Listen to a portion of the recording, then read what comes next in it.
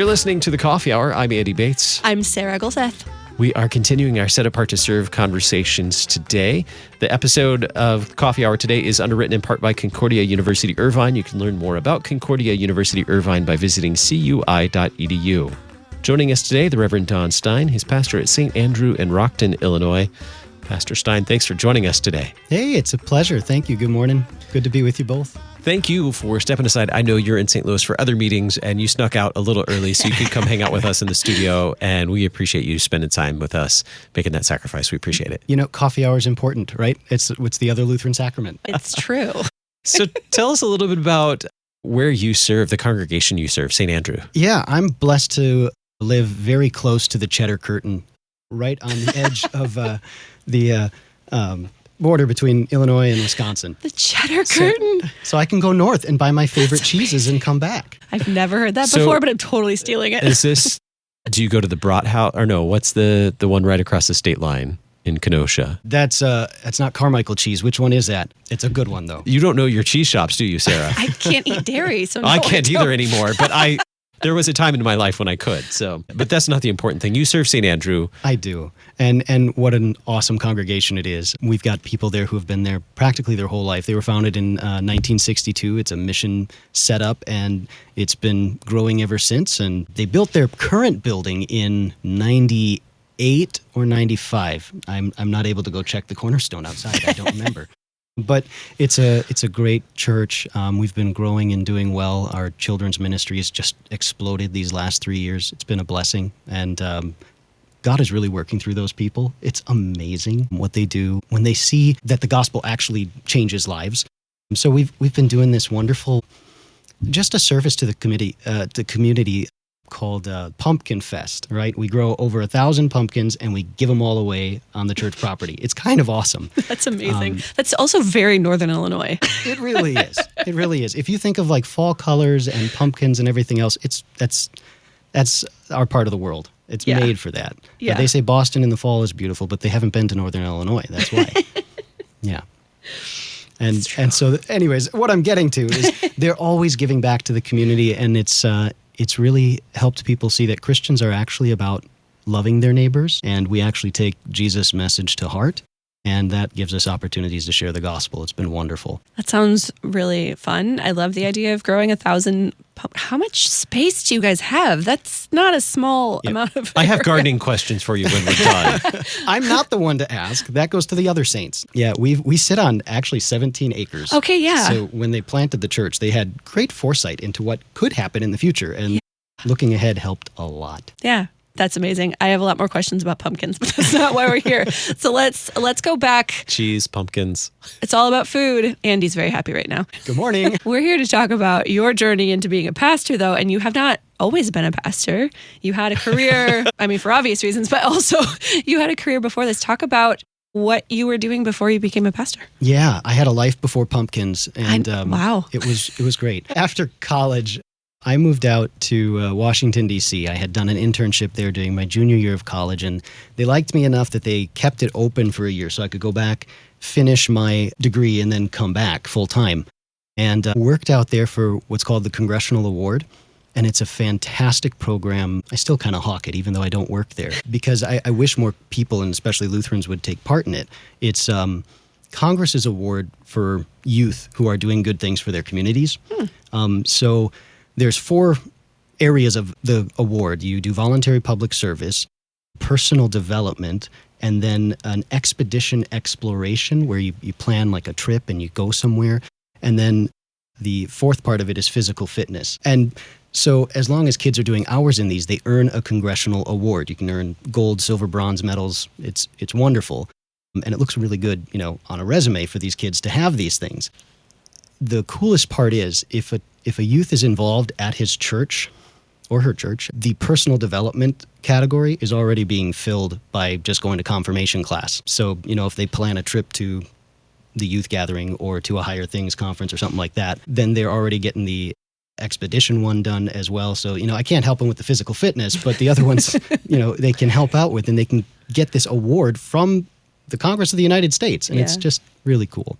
But sorry, you were asking how I got all this. I worked there. It was wonderful. It was a great place to work when you're 20-something and not the best place to start a family. My wife, who was then my fiance, living in Alexandria, across the river from where I lived, even though it looks close on the map, that's a lot of space in city time. Yeah. And so it was kind of lonely out there, and we decided, let's move back to the Midwest. We did. We ended up having a really great pastor who wouldn't leave us alone and kept making us do stuff for church, teaching Sunday school, then helping with catechism. And little by little, it became clear I actually really, really love our Lutheran doctrine, and I kind of want to study it more. And so he said, why don't you go to seminary? And we did. So that's the story in a nutshell. And that's quite a story. So what are some of those things you did in the parish? You said your pastor wouldn't let go. It's a good kind of pastor. Encouraged you to serve in your parish. What are some of the ways that you served in your congregation before going to seminary? Yeah, well, we didn't grow pumpkins at that church. But sad. yeah, I know. Could have been great. But they did have us help out a lot with Sunday school. And now that I'm a pastor, I understand why this is such a need for somebody to take the time to actually be with the kids so that they can have a face they recognize who's not just the pastor. Everybody wants to talk to the pastor, but there's not that much time in a day. So having those wonderful Christian volunteers who are willing to step up goes a long way. So I helped out a lot with Sunday school, with catechesis, helping the kids memorize their catechism, and then little things like bringing donuts. Somebody's got to do it. It's true. Yeah, and so we had a lot of fun just getting involved in church. We had a small group that met every other week and prayed for each other and helped watch each other's kids. And church kind of became the third place in our lives. You've got your work and your home, and then church was always where we wanted to be. And so I've kind of taken that into ministry for us too. We're trying to make the church a place where people can actually gather and do things together. That is really incredible when the church becomes that third space that you just kind of like, oh, I don't want to be home, I'm not going to go to work. Let's go to church. Do something with people we actually like. So yeah, that's excellent. You said that all of the things that you got involved in church, that kind of made you realize that you wanted to become a pastor. What was that decision process like for you and your wife thinking about, because I mean, that's not a small life change to go to seminary, to enter into a new vocation. What was that process like for you guys? And especially by that time, we had 2 kids and we owned a home. So we would be giving everything up to go do this. It became this constant struggle because I wanted to serve. I wanted to do more. But at the same time, there was the reality of life. And I had waffled back and forth on whether to do it. And at one point I had considered the SMP program because then I could have stayed with my very comfortable government job and just stuck it out. Eventually, my waffling was enough that my wife pulled a Katie Luther and took the hinges off the door and said, all right, that's it. I quit my job. We're moving to St. Louis. Let's just go. I like your wife. Behind every halfway decent man, there is an amazing woman. So I have to blame her for what we're doing now. So let's talk about that transition then to seminary. Any preparation prior to seminary? Any language classes or theological Greek study? I mean, obviously you've been well catechized and serving in your congregation, but any other preparation prior to coming to seminary? Yeah, I wish I would have done more. My undergrad was not in languages. That would have been immensely helpful. But I did meet with my pastor every Saturday. We'd get up at about 5 in the morning and just talk for the first hour and a half of the day, and it was wonderful. Just sitting with him and going through scripture, and it wasn't even just a structured Bible study. It was just time in the Word, devotionally, and that was really helpful in my formation, learning how to read the scriptures in that way. We did work on a little bit of Greek, and so by the time I got to seminary for the crash courses, I could at least sound out the words that I was reading. Hebrew was a different story. That took some time. When it comes to preparation, it was a little bit of like quick language learning, and then reading through a couple of books, the Called to Be series, which is the preparation packet that they have for pre-seminarians. That was really helpful too. Yeah. I also had to read those for entrance exams for deaconess. Those are not small books. No. And do deaconesses take the similar ELCs that we do? Yeah. Yeah. Yeah. Oof, that Old Testament one. Oh, man. That was terrifying. So the transition to seminary, you guys moved to St. Louis? We moved near St. Louis. Uh-huh. We had our dogs, and we didn't want to part our girls from our dogs. We found a parsonage on the Illinois side that was unoccupied, and the church was willing to let us stay in it so long as we did some service to the church in addition to what we would normally be doing for RFE work, resident field worker education. And so we cleaned some toilets every week and mopped some floors, and it was worth it. And we got to know and love the people who were at that church. It was almost like a 3-year vicarage. It was wonderful. That's really amazing. That's a great situation to be in. Tell us about entering seminary, the first year, school again. What was all of that like, that transition into being a student again for you and for your wife and kids? Yeah, the second career stuff is tough because all the younger guys, they're still in learning mode. They're able to pick things up like a sponge. And I can remember my first day of summer Greek, coming in and suffering through the first section of it. And then taking the break, as everybody else is going to get a drink and refresh themselves, I go to the restroom and I'm staring in the mirror thinking, what have I done? I'm not going to be able to keep up with this. I've moved my wife and children to another place. We don't even have a home to own, and I don't know if I can do this. And mercifully, one of the professors happened to be there and kind of saw that I was having a moment and took me aside and talked it through. He was a wonderful father to me those next 4 years, and it was great. And so then I went back into the room and took the first quiz and proceeded to misspell my name. So it took a little bit to get back to it, but we got there. That's amazing. Were there points off for misspelling your name? Mercifully not. No, the good thing is Jesus knows my name, and that counts. So It does. Other joys, challenges, highlights from your formation at seminary? You know, a lot of formation happens in the class and with professors, and much of it happens in the daily devotion in chapel, but there's also something that it's not quantifiable that happens outside, just being in community with the brothers. In-person formation is huge. And I don't think I realized that coming into seminary, just how much I would love that community and how much that brotherhood and sisterhood would grow. I'm grateful for it.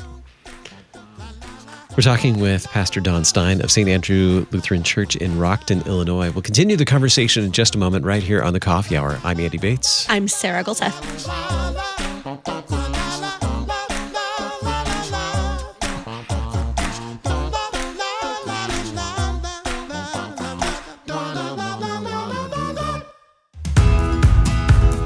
At Concordia University Irvine, you have the freedom to explore your future and your faith. Across over 60 on-campus and online programs, you'll experience Christian education that's uniquely designed to develop the whole person, to prepare you not just for your career, but for all of your callings in life. Here you'll explore life's toughest questions, gain lifelong skills, and make relationships that last a lifetime. Concordia University Irvine. Learn more at cui.edu.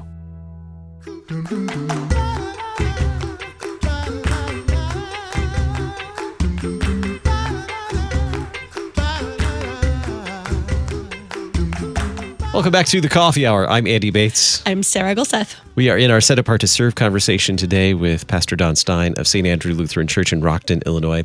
Second career pastor. We're talking about his path back to seminary after a first career and now a growing family and relocating to St. Louis to attend Concordia Seminary in St. Louis, and what that formation looked like, that growing time, those experiences happening in formation at seminary. What would you say are some of the challenges that you faced, whether it was simply as a seminary student or things particularly related to being a second career student? What are those challenges like, and who helped you overcome those hurdles? Yeah. Some of the challenges of being a second career guy are unique to that time in life. And I don't at all mean to belittle or demean what some of the younger guys go through. They're having their own struggles that are very difficult. Some of them are, just getting married, learning how to balance all of that kind of thing. I'm grateful that I didn't have to shuffle all of that while I was there. But there's also a difficulty when you're coming back to something. You have a wealth of knowledge about how the world works and how different businesses operate. But at the same time, you have to guard yourself that you aren't imposing that upon the church. The church doesn't function in the same way that a business does. And remembering to let the gospel truly guide all of our actions. So I think that was a challenge, just forming a pastoral heart. I think that's probably the best phrase to describe it. Because I had a heart that was used to working in the world. And I'm sure it's not an uncommon thing that guys are working through, but we grow older, we get hardened in our sin, we get used to the way things are supposed to be, and when they're not, it's tough. So that was probably the toughest readjustment. What did you learn about yourself as as a Lutheran, as a leader in the church, as you were formed into the pastoral ministry? Because I mean, it's a 4-year process. There's stuff that happens over those 4 years. How are some of the things that you notice that you just changed as a leader in the church over that time? Yeah, when I worked in D.C., I wasn't very good at my job. I got it done, but I wasn't very good at it. And as a pastor, a lot of times I feel I'm not very good at this either. My Greek is bad. My Hebrew is even worse. My English is passable on most days, and that keeps me going, which is nice. But the thing that I really realized about myself and about this position is that the only way I'm able to do this is by the grace of God. I know that sounds like a platitude, but it is so very, very real. Tell us about your family making this transition as well from moving back to the Midwest and going to seminary, doing a vicarage and first call. Tell us about what that was like for your family. Moving a family is tough. Moving a growing family is even tougher. And moving a growing family that has children at different ages and stages I don't need to do it again. But it did draw us closer together as a family. My children know that our home is safe, that wherever we are, that is home. And I think in a world that has lots of change all the time, giving the reassurance that mom and dad are always going to be there for them, and no matter where we live, it ends up being really helpful. Our kids and our family grew together throughout that time. Yeah. What are some of the things you found as great joy in being a pastor?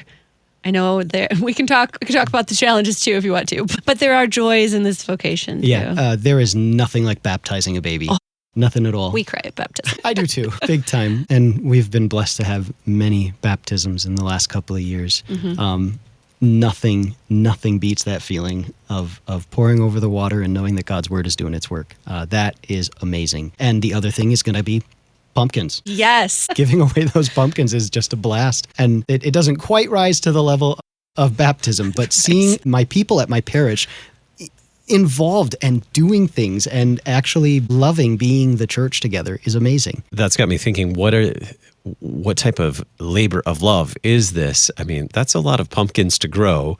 Tell me about the work that you see the saints at St. Andrew putting in to make this effort to serve the community in this way. Yeah, well, to paraphrase St. Paul, some of them have to plant, some of them have to water. I mean, you could go the whole gamut. Some of them got to sit there and pick the weeds, which is not easy. Yeah.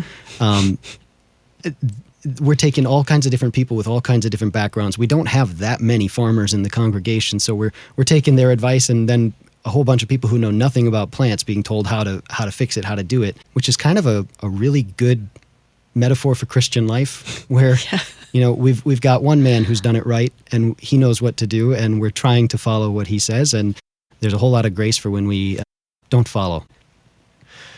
I'm just curious in terms of hours. Hours of people laboring to serve in this way. What's your job when it comes to growing all the pumpkins? Well, I am present. I cannot take any credit. No, this has been a labor of love, especially for Lisa. If you're listening, we're so grateful for your work, and the family of Dave Grass. Those two families have done so much work. God be praised for them. How early do you start planting? I know nothing about planting pumpkins. Usually plant in about June. Okay. But you don't want it to be too hot. Well, good luck with that. I'm not sure it would work so well down here. Yeah. Okay. Pumpkins are fun, but let's talk about how your skills, your talents, your experiences in your first career, helped you in a way in a pastoral career. That's one thing with second career church work. You have skills in a different area that you bring with you, and in some way they tend to be applicable. Are there ways that you've found those things that you learned to be helpful for you now? Yeah, one of the things that I really learned working out in the world was, number one, managing people. I had interns that worked for me, and interns in DC are even lower than staffers in DC, which is just not a pleasant place to be. And so to treat them with respect and dignity and to see them as a human being goes a long way. And that applies directly to public ministry. As long as you are acknowledging people, learning their names goes so far. Visiting them outside of just work hours, but recognizing that they have a life. Let's see what that's like. Asking them questions. Those are the kind of soft skills that apply directly to ministry. And then comes like basic management and policy. That was really what I did a lot of, and press writing was my other big piece. So that, writing clearly and succinctly in 800 words or less for most news columns. Suddenly this is being applied directly to a sermon, and I can say something in 1,000 words that maybe others would take twice as much to say. Directly and clearly communicating has helped a lot. Yeah. What's your encouragement to men who might think they might be suitable for seminary and pastoral ministry? Start forming a pastoral heart. The knowledge will come, the teaching will come. Form the pastoral heart. Start doing those daily devotions. If you're married, start praying with your wife, with your family. Do those bedtime and morning devotions. Get yourself in the Word, because without that pastoral heart, nothing else matters. You can preach with the tongues of angels, but if you don't have love, it's pointless. You're just a clanging gong. Our guest today, the Reverend Don Stein, pastor of St.